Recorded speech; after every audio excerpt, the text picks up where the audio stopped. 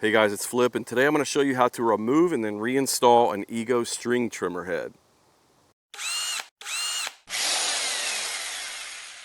Alright, so this is model ST1523S with the carbon fiber shaft and the power load.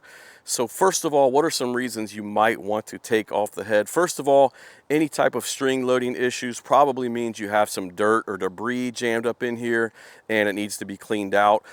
In my case, you can see I have some fishing line wound up around here from doing my review video where I trimmed around a fishing pond. Also, just for preventative maintenance, just do an annual cleaning in here to keep it running smoothly. You may need to swap out a defective head for a working one or just switching to a different type of head. So let's get into it. The first thing you want to do is take the battery out.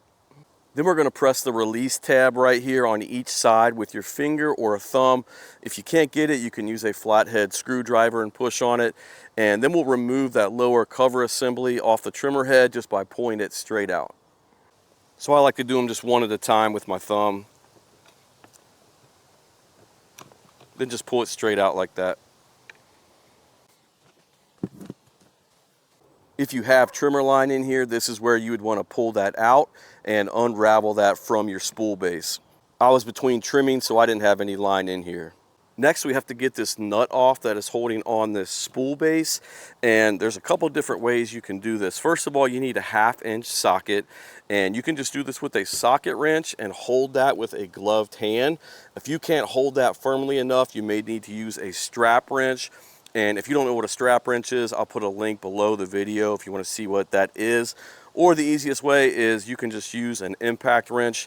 Now, I'm going to assume most people don't have an impact wrench, and I'll just do it with a socket wrench and holding that with a gloved hand.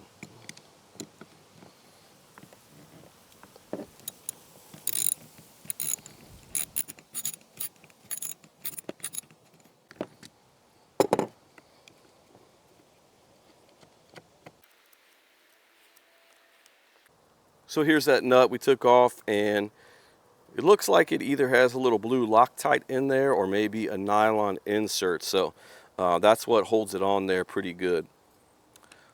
Then we're going to slide this spool base off, and just be aware there is a washer in here as well, so don't lose that washer. So here's that washer and our nut. Now I can slide off this upper cover, and here you can see that fishing line that was wound around here, so I'm going to go ahead and remove that. People leave this laying all around the fishing pond, and it gets wound around weed whackers. Now the last piece holding this on to the motor shaft here is a little C-clip, or otherwise known as a circlip. And in order to get that off, you're going to need some C-clip pliers. I got these off of Amazon. I'll put a link below the video if you want to check them out. But you're going to just put these in those little holes, and you're going to spread that apart and slide it off the motor shaft.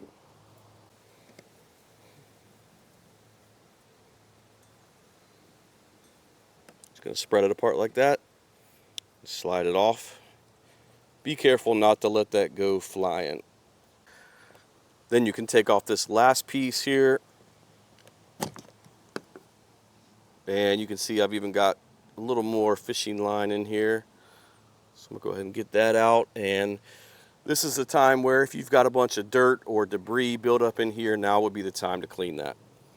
So now is the time where you could put a new trimmer head on, or again clean this out and put the same one back on. So I'm going to go ahead and put the same one back on. I got the fishing line out of there I wanted to remove. So first I'm going to put the fan assembly back on, and this ball bearing is keyed right here. There is a notch, and you just have to make sure that you get that over that tab where it fits, just like that. Then we're going to put that C-clip back on. Again, just spread it out enough to get it over that motor shaft.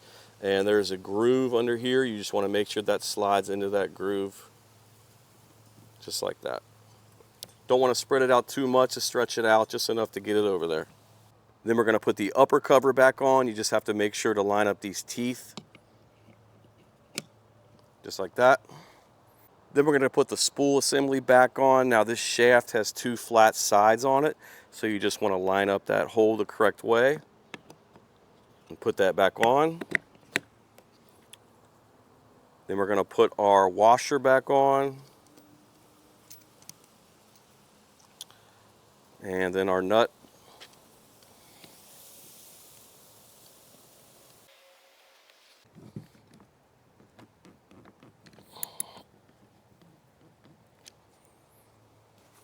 Then we're going to put our lower cover assembly back on. First of all, make sure that spring is still in place. Then we're just going to line up these holes with these tabs. And you're going to press it in place with 2 hands until you hear it click into place. And there you go. So now we can put our battery back on. Then we can go ahead and restring it.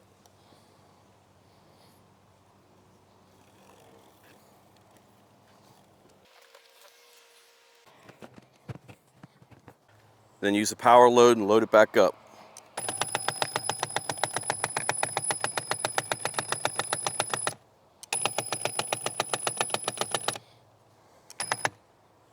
Then we'll go ahead and test it out. And that's it, we are back in business. So hopefully that video helped you out. If it did, please hit the like button for me and subscribe to my channel. Thanks for watching.